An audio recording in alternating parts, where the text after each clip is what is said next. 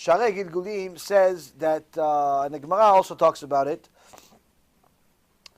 that reincarnation is part of the measure for measure system that HaKadosh Baruch Hu runs the world with. Meaning that if a person steals, Hashem doesn't just punish that person with a Gehenom. He's also punished in this world, where a person that steals, someone will steal from them.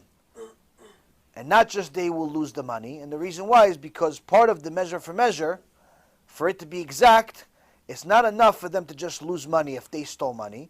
They also have to have the feeling of embarrassment, shame, agony, and so on that comes with being robbed. So someone that steals, someone would steal from them.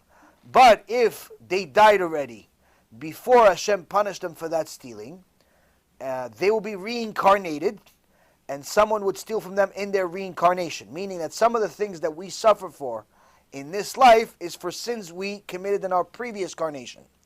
Now, a person that has an abortion on purpose, he got a girl pregnant, but he doesn't want to marry her, or she got pregnant, but she doesn't want to marry him, and she goes and decides to have an abortion. She's committing murder, 100% murder, and if she doesn't do complete TeShuva for that murder, she will have to come back as an abortion. She will have to come back as a baby that someone else is killing inside their mother's stomach.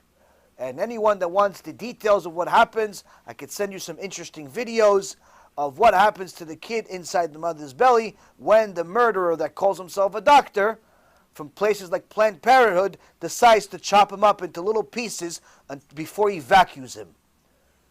Now, this is graphic for a reason, to explain to you guys that murder doesn't matter how big the baby is, and doesn't matter if you can see the baby or not. The fact that the baby is inside the body doesn't mean it's not alive. Once the baby's 40 days old, it's 100% alive. It's no different than you and me. So killing the baby 2, 3, 4, 5 months after a person got pregnant, just because it's inconvenient for your life, is a very serious problem. Now what happens to a person that does it? Like I said, they get punished with it. Now what happens to a miscarriage, for example? That's a baby that's, in essence, that was supposed to come to the world but didn't. But it wasn't necessarily always because of the mother or the father's reason. Sometimes it is because of abusive people, abusive behavior, and so on. But sometimes it's just simply Hashem didn't want it to happen. Where that neshama wasn't supposed to come to the world. It wasn't supposed to come to the world. It was only supposed to exist for a certain amount of time in the belly, for a month, for 2 months, for 5 months, for whatever it was, but not enough. Why? Because its tikkun was to only exist for that amount of time.